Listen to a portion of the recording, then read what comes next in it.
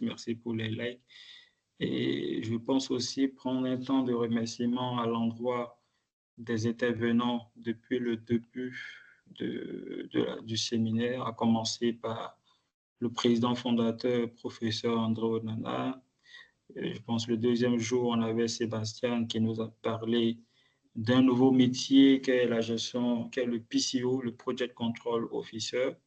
Et pas plus tard qu'hier, nous étions avec deux intervenants de haut niveau, à savoir Benoît Lalonde, qui est un ancien président du PMI Montréal. Il faut savoir que le PMI Montréal est le chapitre francophone qui réunit le plus grand nombre de membres. Et à côté de lui, il y avait Christophe Legrenzier qui nous a aussi parlé de l'intelligence artificielle augmentée. Vraiment un outil qui permettrait à nous, aujourd'hui, chefs de projet, de pouvoir être capables de pouvoir performer dans nos différents projets. Je me prêtais aussi à l'exercice.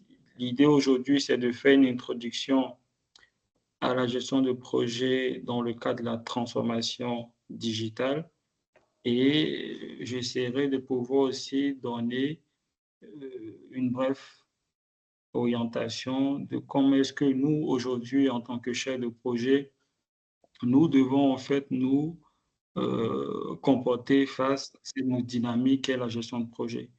Donc, si vous voyez l'écran aussi, c'est bon, faites-moi signe. En termes d'agenda, ce que je propose, premièrement, on va définir la transformation digitale et son impact sur les projets. Deuxième point dans l'agenda, on va ensemble tenter d'explorer le rôle de la gestion de projet dans un contexte digital. Et puis, on essaiera de faire un partage des outils et des méthodologies clés pour réussir les projets digitaux. Alors, c'est dans l'agenda qui est assez macro. Je tenterai de pouvoir faire des quiz et je mettrai à la fin aussi un cas de simulation qui va nous permettre un peu de mieux capter peut-être un exemple de projet que j'ai essayé d'imager, contextualisé au Sénégal, qui nous permettrait aussi derrière de pouvoir en fait bien appréhender les notions qui nous sont demandées. Donc, si c'est bon, allons-y sur la première partie. C'est quoi définir, c'est quoi la transformation digitale? Et s'il y a une autre question que je pourrais aligner à la première partie, quel est son impact sur le projet? Donc, n'hésitez pas, si vous pouvez peut-être écrire aussi dans le chat pendant que je me permets de donner la définition que j'ai pu trouver. La transformation digitale, qui est un thème qui date de longtemps, hein, qui n'est pas quelque chose de récent, mais qui, au fur et à mesure, est entré dans l'écosystème et dans les différents projets où nous nous trouvons. Ça peut être des projets organisationnels, ça peut être également aussi des projets d'ordre étatique, d'ordre public, et il est important pour tout un chacun d'entre nous de pouvoir en fait en prendre en considération. Excusez-moi. Alors, je donnerai cette définition-là en 3 étapes. Première étape de la définition de la transformation digitale, je la définis comme étant une interaction des technologies numériques dans des processus organisationnels. Vous avez une organisation qui fonctionne depuis un certain nombre d'années. Je parlerai peut-être d'un état initial où les process sont certes manuels et qui décide d'aller sur de la transformation digitale. Ce serait d'intégrer des outils numériques pour pouvoir vraiment aller soit du manuel sur du semi-manuel, c'est-à-dire une partie se fait manuellement et une autre partie certainement va se faire à travers l'outil, dans le but est d'optimiser en termes de temps, en termes de productivité. Et au fur et à mesure, l'objectif recherché dans un engagement de transformation digitale, ce sera en fait d'arriver à ce que j'appelle du full digital, c'est-à-dire vraiment des organisations où la digitalisation, elle est pleine, elle est totale. ce qui n'est peut-être pas encore le cas dans beaucoup de nos entreprises. Mais c'est ça l'objectif recherché lorsqu'on décide de pouvoir mettre sur pied des projets de transformation digitaux. On va peut-être commencer dans un projet qui va peut-être impacter les opérations et au fur et à mesure, cette progression-là va nous permettre de pouvoir aussi toucher d'autres aspects et domaines de l'organisation en tant que telle. Et cela va nous permettre, nous aussi, cette transformation va permettre également à nous qui sommes les acteurs, je vais dire, de premier niveau, de pouvoir accélérer les processus, de pouvoir améliorer l'expérience client, de pouvoir vraiment être une organisation qui soit capable de répondre assez rapidement lorsqu'il y a un changement majeur qui se présente à nous dans l'environnement dans lequel l'organisation fonctionne. Et cela nous permettrait vraiment de pouvoir être capable de s'adapter ou du moins de pouvoir répondre aux besoins des différentes parties prenantes. Les principaux enjeux que je vois dans la transformation digitale, je le vois à 3 niveaux. Premier enjeu, c'est un changement organisationnel. Process manuel, process semi-manuel, process automatisé, processus totalement digital. L'organisation va devoir être appelée à modifier. Deuxième enjeu qu'il faut comprendre dans la transformation digitale, c'est le fait d'adopter des nouvelles technologies. Alors, les technologies, on en a une énormité. Il est bien dans cette panoplie de technologies de pouvoir choisir celle-là qui convient le mieux aux organisations, mais aussi, après avoir fait ce choix, c'est cette capacité à pouvoir utiliser le maximum des fonctionnalités de ces technologies afin de pouvoir vraiment bien lancer, bien amorcer l'ancrage de cette transformation digitale. Puis, un troisième enjeu, c'est l'adaptation des équipes. Alors, en tant que des gestionnaires de projet, l'adaptation des équipes va devoir toujours être un élément important dans nos qualités de chef de projet. Ça demandera certainement de former les équipes, de leur permettre de pouvoir acquérir de nouvelles compétences sur le digital, sur le numérique. J'en reviendrai tout à l'heure en faisant un peu cette nuance entre la digitalisation et la numérisation. Puis, il serait ici également aussi de pouvoir encourager ce que j'appellerais un nouveau mode de fonctionnement qui est peut-être l'agilité. Et je donne dans la troisième étape des exemples. Dans le secteur bancaire, nous avons des projets de transformation digitale. Dans le secteur de la santé, nous avons également aussi des projets de transformation digitale. C'est la télémédecine, c'est le suivi connecté de patients. Dans le secteur de l'énergie, nous avons aussi également des éléments qui peuvent être liés à la transformation digitale. C'est des réseaux intelligents qu'on pourrait appeler des smart grids. On a des capteurs IoT pour la maintenance prédictive. On a aussi des analyses que nous pouvons faire sur les énergies renouvelables. C'est des exemples qui ne sont pas assez, il y en a plusieurs, j'en ai juste cité quelques-uns pour nous permettre un peu de se faire une idée, une image de projets que l'on pourrait avoir dans la transformation digitale. Et je pense qu'un bon ensemble de ces exemples-là, on pourrait les retrouver ici au Sénégal. Alors, sur la deuxième partie de cette première définition de la transformation digitale, je me suis permis un peu de faire une étude pour pouvoir faire ressortir au cours des 10 dernières années des projets de transformation digitaux qui ont pu être lancés depuis 2014 jusqu'à 2024.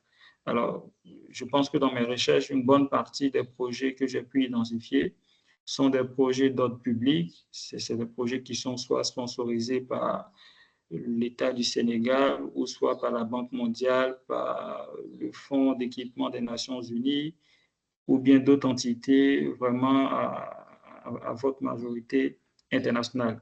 Le premier projet que j'ai pu identifier en 2014, c'est la digitalisation des services publics, qu'on appelait le PES, qui a été financé par la Banque mondiale et qui a normalement pris fin l'année 2023. Ce projet a eu un coût d'investissement de 78 milliards de francs CFA plutôt. Et il faut dire qu'à travers ce premier projet, nous sommes entrés dans une digitalisation dans le secteur public, dans tout ce que, au niveau du secteur public, on pouvait apporter comme service. Ce projet a été mis sur pied pour pouvoir passer du manuel à un élan de digitalisation, plus ou moins au fur et à mesure que ce projet a été mis sur pied. Donc, vous voyez, en 2014 et 2023, il y a eu certainement plusieurs phases, plusieurs jalons qui ont été obtenus à travers ce projet. Plus en bas, en 2016, on a le projet Smart Sénégal, qui a eu pour investissement 150 milliards financés entièrement par l'État du Sénégal et qui prendra fin normalement l'année prochaine. Ce projet a été également aussi un projet qui a consisté, on le sait tous, l'idée de répartir la capitale vers Djamnajo, l'idée de pouvoir connecter les villes de Dakar, de Saint-Louis et des différentes grandes villes du pays pour permettre à ce qu'il y ait une certaine connectivité dans les échanges, dans la digitalisation. Ça a été un projet qui a aussi pris son périmètre d'action et au fur et à mesure apporter également ses fruits. Un autre projet que j'ai pu identifier en 2020, qui est le projet de digitalisation des paiements sociaux, c'était les taxes, les timbres, des éléments sur lesquels on n'aurait plus besoin normalement de se déplacer, mais via des plateformes déjà bien équipées, bien outillées, cela permettrait aux organisations, aux contribuables, aux différentes personnes lambda vivant au Sénégal de pouvoir vraiment s'acquitter de certains paiements sociaux à travers des plateformes digitalisées. Donc, c'est un investissement qui a coûté énormément. Je n'ai pas trouvé le coût de ce financement, mais j'ai compris que c'est un projet qui a été sponsorisé en majeure partie par la Banque mondiale et aussi le Fonds d'équipement des Nations unies. Donc, c'est un projet qui est toujours en cours et qui porte également aussi ses fruits. Un autre projet que j'ai vu dans l'écosystème sénégalais, c'est le système numérique pour l'enseignement. Alors, l'idée ici, c'est vraiment d'apporter ce volet de digitalisation, voire même de numérisation dans l'enseignement. Alors, bien vrai-il peut-être que des écoles qui sont peut-être des écoles orientées privées ont pu peut-être mis en place des éléments de digitalisation dans les manières de donner des cours, dans les manières de permettre aux enseignants d'évaluer les apprenants et bien d'autres choses. Mais ce projet, celui-ci, normalement, il a été une initiative de l'État du Sénégal de pouvoir vraiment permettre que dans l'enseignement, nous puissions être capables d'avoir un système numérique pour le volet de l'enseignement, autant pour les étudiants, autant pour le personnel éducatif, autant pour le corps professoral, autant pour les volets pédagogiques. Bref, quel que soit l'acteur ou les acteurs identifiés, ce projet avait vraiment pour orientation de pouvoir mener à bien toute cette démarche de digitalisation, voire même de numérisation au niveau du secteur de l'éducation. Puis, je termine avec les deux derniers projets sur 2024, notamment la transformation systémique du Sénégal, où l'idée derrière était vraiment de pouvoir passer à un niveau à l'échelle supérieure, en complémentarité à tout ce qui a été fait au cours des 10 dernières années. Et puis une annonce qui est peut-être quelque chose qui est récemment sorti. Le Sénégal a été représenté lors d'un événement qui s'est tenu à Las Vegas. C'était le CES Consuming Education Electronic Show. C'est un événement qui s'organise chaque année et qui permet derrière une certaine présentation des entreprises ou des sociétés locales venant de différents pays qui se réunissent dans un même lieu et qui présentent un peu tout ce qui peut être élément d'innovation, tout ce qui peut être des idées de transformation digitale, pour que déjà dans un premier temps, ces acteurs puissent déjà s'interconnecter. Deuxième chose, donner de la visibilité aussi aux acteurs dans les différents pays, afin que, par exemple, le cas du Sénégal, l'idée est de pouvoir positionner le Sénégal comme étant un acteur clé dans tout ce que peut être l'innovation numérique. Alors, tous ces éléments nous permettent en fait ici de comprendre que la transformation digitale au Sénégal a du vécu. Elle a déjà un existant. Elle a déjà en fait été amorcée bien avant que peut-être nous, aujourd'hui chefs de projet, nous nous sommes lancés dans des projets au niveau même de nos organisations. Par exemple, aujourd'hui, je pense avoir peut-être mené un certain ensemble de projets de transformation digitale, mais je pense qu'à travers ce paysage de projets depuis 2014, cela montre déjà un peu les niveaux, j'allais dire comme ça, de maturité du pays dans des projets de transformation digitale. Et ça, c'est une bonne nouvelle. Ça, je pense que c'est un élément à féliciter, c'est un élément à prendre en considération parce que si tel n'était pas le cas, cela pourrait être difficile aujourd'hui pour nous, gestionnaires de projets, de pouvoir être capables de mener des projets au sein de nos organisations qui sont dans un contexte de transformation digitale. Mais dès lors que le pays dans lequel nous nous trouvons, dès lors que c'est des projets qui ont été lancés il y a 10 ans, voire même antérieur des 10 années, cela est déjà un élément que je pense être un point positif.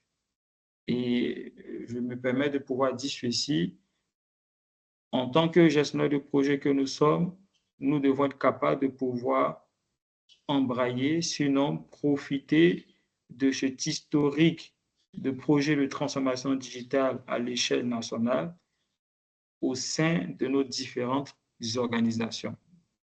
Et je pense qu'on en viendra certainement avec aussi un cas de simulation que je soumettrai à l'ensemble de tout un chacun d'entre nous. Maintenant, je pense que nous avons atteint un certain nombre de participants. Je vais demander à l'ensemble des acteurs de se prêter à un pré-test. C'est une série de 10 questions que l'on fera sur un outil de digitalisation. Ça vient à point nommé qui s'appelle Slido. Donc, si vous le permettez, prenez vos smartphones, connectez-vous via le QR code, c'est-à-dire vous prenez votre smartphone, vous scannez le QR code, il va vous rediriger sur la page de l'outil et ensuite il va vous demander votre nom. Mettez un nom, un prénom, un sobriquet et lorsque vous allez mettre votre nom et que vous validez, votre nom va certainement s'afficher au niveau de l'écran. Deuxième manière de pouvoir aussi se connecter, c'est de pouvoir sur vos ordinateurs ou encore à travers vos smartphones, de pouvoir taper slido.com et il vous sera demandé de mettre un code. Le code, c'est la date d'aujourd'hui, 12-6, 12-6, 2024. Donc, si vous le faites, après cela, il vous demandera de mettre aussi votre nom ou prénom ou un sobriquet. Sentez-vous libre de mettre le nom qui vous plaît et si c'est bon, nous pourrons démarrer. Merci. Je pense qu'on a Diobanko qui est avec nous, Indey qui est là, Lamine, Léonce, Ibrahima, Sili Koulibaly. Nous sommes une trentaine. Je pense que si on a atteint la quinzaine ou la vingtaine, je pourrais lancer le quiz. Alors, c'est des questions de base en gestion de projet que je vais peut-être lancer dans un premier temps sur la série de 10 questions. Et l'idée, en fait, c'est de pouvoir faire ressortir des notions qui vont me permettre de pouvoir étayer mes propos. Donc, mieux avoir une idée de comment est-ce qu'on comprend ces éléments de base avant de pouvoir poursuivre dans ma présentation. Sinon, je me permettrai peut-être de dire des choses que peut-être d'autres n'auront peut-être pas compris et ça peut souvent prêter à confusion. Donc, s'il vous plaît, prêtons-nous à l'exercice, essayons de nous connecter et de pouvoir démarrer la session. Alors, je vois qu'il n'y a que 8 personnes. Est-ce qu'il y a des difficultés à se connecter ou bien est-ce qu'il y a quelque chose qui peut bloquer? Papa Amadou Ndao, merci. Si j'atteins peut-être une dizaine, une dernière personne, on démarre. Alors, on n'a que 9 personnes. Sinon, je démarre avec les 9 personnes. Toujours est-il, vous pourrez vous connecter au fur et à mesure. Le QR code ne s'afficherait plus, mais le code va toujours s'afficher. Slido.com sera toujours possible et vous pourrez vous connecter en cours. Alors, première question, c'est des séries de questions de 10 avec une question, 4 propositions de réponse. Chaque question dure 15 secondes. Donc, je vous encourage à être très smart et de pouvoir répondre aisément à la question. Il n'y a pas de pénalité, il n'y a pas de mauvaise réponse. Sentez-vous libre de répondre à la question et puis on essaiera de pouvoir donner des explications au fur et à mesure. Première question, qu'est-ce qu'un projet selon le PMBOK Guide? Question de base.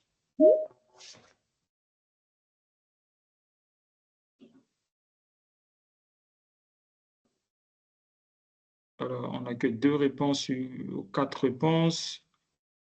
OK. Ah, c'est très bien, ça me permet de capter ça ici. Alors, déjà, je comprends que sur cette question, on a déjà une personne, quelques personnes qui n'ont pas répondu, d'autres qui n'ont pas trouvé la bonne réponse. C'est pas méchant. On retient juste ici qu'un projet, selon le guide, le PMBOK, qui est notre guide de référence en termes de gestionnaire de projet, c'est tout effort temporaire pour pouvoir créer un produit, un service ou un résultat unique. Le thème produit, service ou résultat unique peut être simplement défini comme étant un livrable. Un projet n'est pas un processus standardisé suivi par une organisation. Non, ce n'est pas la bonne réponse. Deuxième question, allons-y. Bravo, Lamine. Quel est l'objectif principal de la gestion de projet?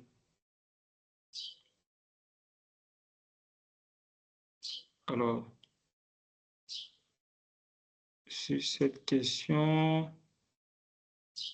merci. OK, on a 100% des personnes qui ont répondu à la bonne réponse. Très bien. Ça montre ici que l'objectif recherché dans la gestion de projet, c'est de pouvoir atteindre les objectifs en respectant ce qu'on parlerait de triptyque qualité, coût et délai. Ça, c'est déjà un bon point à comprendre ici. Troisième question. Merci Lamine. Troisième question. Quelle est la principale caractéristique du secteur de la transformation digitale? Là, j'essaie de pouvoir prendre un peu vos inputs sur la transformation digitale et je me permets d'avoir des éléments de réponse. 6 personnes ont répondu. Je pense que ça devrait aller très vite. Alors, ici, il est dit que la principale caractéristique du secteur de la transformation digitale est d'intégrer la technologie pour améliorer les processus existants.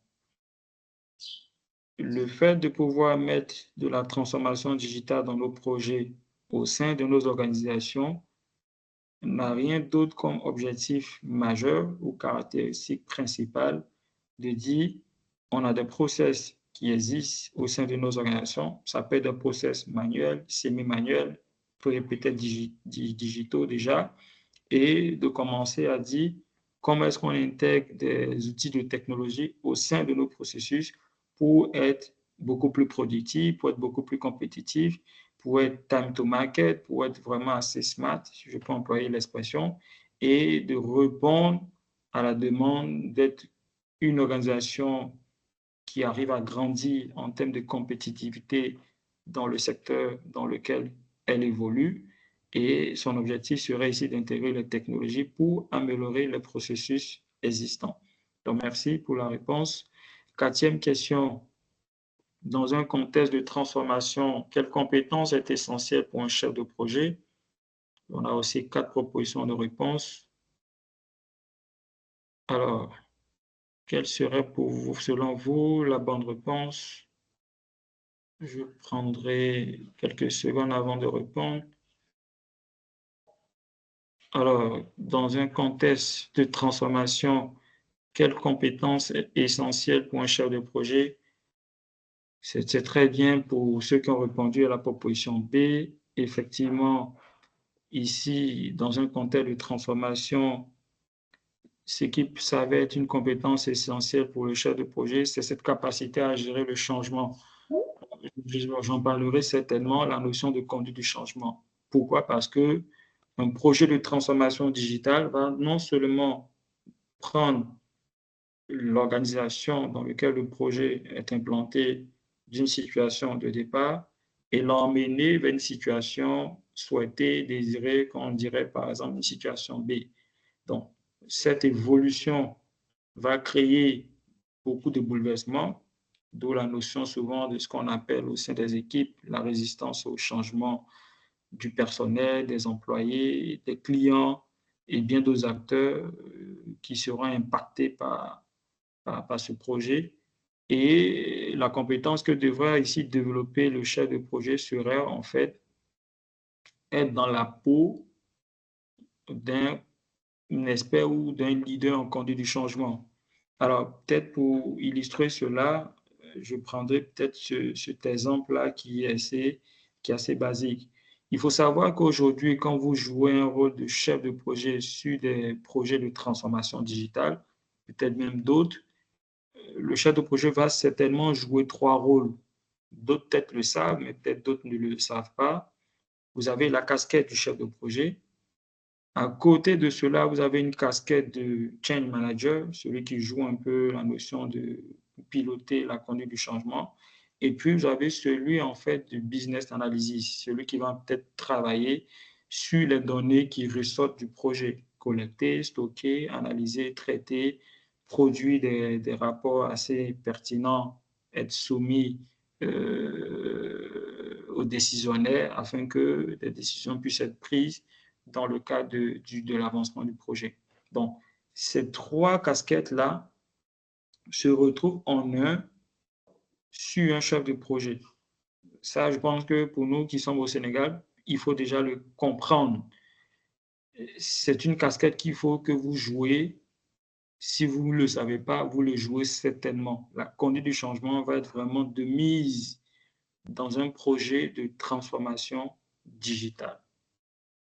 Donc, d'où l'idée de pouvoir trouver cette réponse. Quatrième question. Quel outil est souvent utilisé pour planifier et suivre un projet dans le cadre de la transformation digitale? Alors, qu'est-ce qu'on a comme élément de réponse?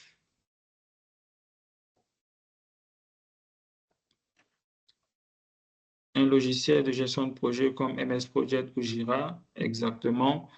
Je pense que sur ça, j'ai préservé une slide pour donner un peu plus d'intérêt à ce que nous, aujourd'hui, qui sommes des chefs de projet, nous devons être capables de pouvoir travailler avec des outils qui remplissent un certain ensemble de fonctionnalités qui nous permettent de bien travailler ou de bien réussir nos différents projets.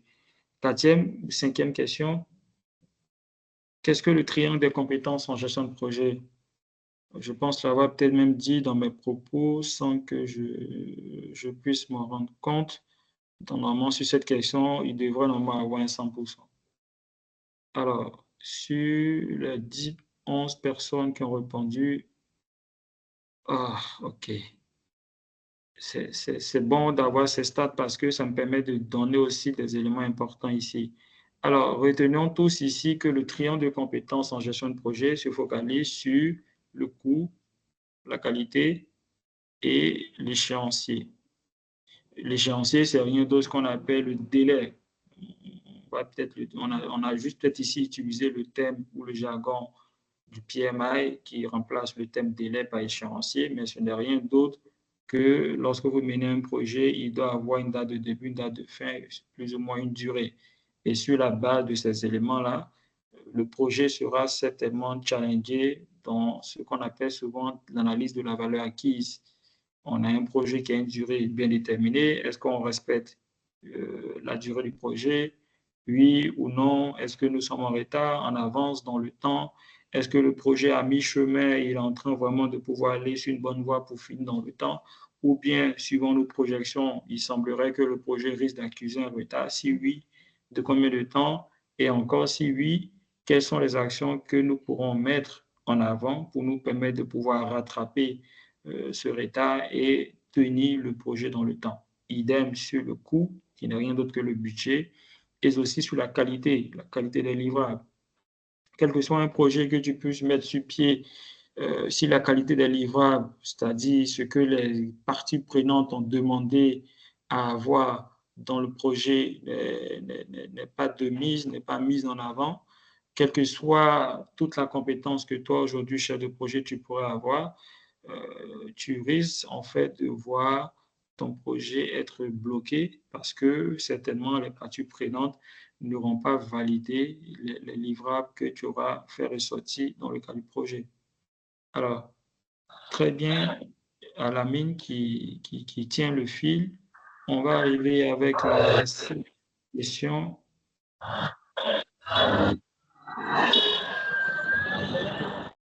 Sur la 7e question, dans le cadre de la transformation digitale, quel est l'un des plus grands défis? OK, super, 100% sur la proposition C, gérer la résistance au changement parmi les employés. C'est bien, effectivement, ce que je peux voir également aussi comme défi. Trouver des outils gratuits, non. Obtenir un retour sur investissement immédiat, pas forcément. Se concentrer uniquement sur la technologie sans impliquer les processus humains, non, ce n'est pas aussi la bonne approche à avoir. Mais gérer la résistance au changement parmi les employés, ça va être un des plus grands défis lorsqu'on lance un projet de transformation digitale. Allons-y sur la 8e question. Quel rôle joue le sponsor dans un projet de transformation? Une nouvelle question.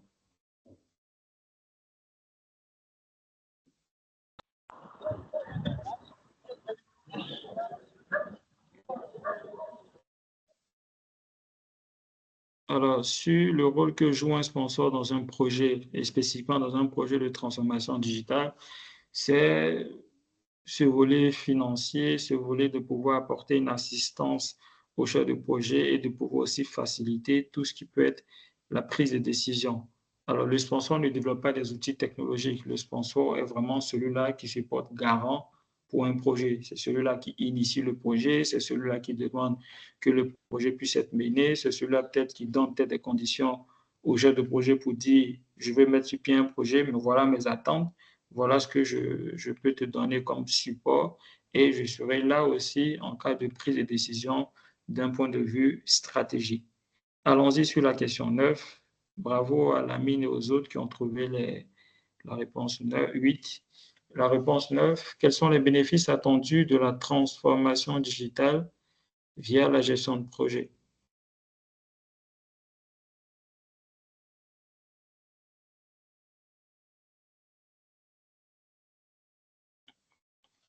Très bien, très bonne réponse ici aussi, je pense.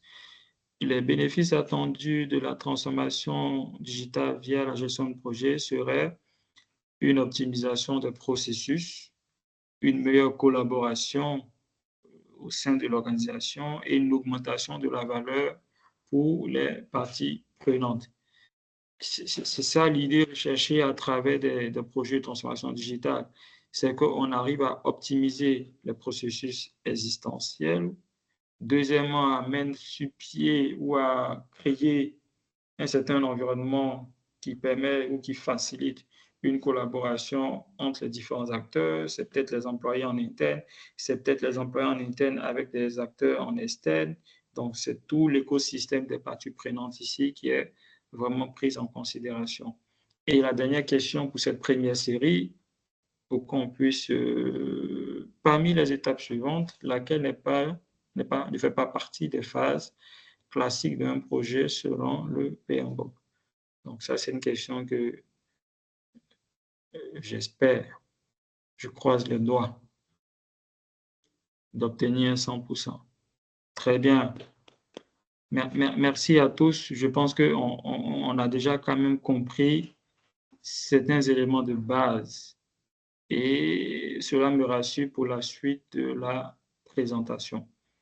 Alors, sur cette deuxième partie que je vais donner tout à l'heure, l'idée ici, c'est de pouvoir explorer le rôle de la gestion de projet dans un contexte digital.